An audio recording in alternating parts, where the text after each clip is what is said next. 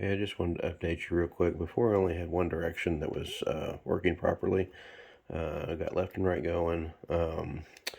So I just had a question. So when you go left, it gradually increases to full speed on the PWM, or vice versa. If you go right, it gradually increases to the right speed. So what happens when you don't do a left or right, when you're actually braking? So if you're going left or going right, and then all of a sudden you stop, it immediately goes into a stop mode. There's no braking because the braking before was reliant upon its position.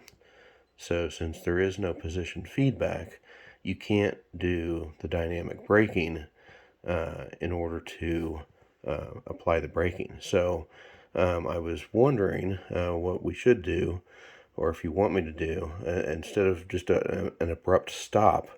Although an abrupt stop might be okay, just depends on what your machinery is able to handle.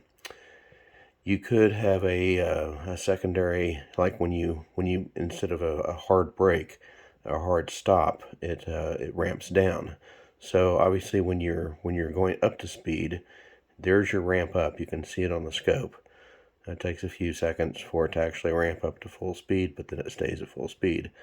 Same for both left or right, depending on which you do. But for stopping, it's an immediate stop. So let me know what you want me to do with that. All right. Thanks, guys.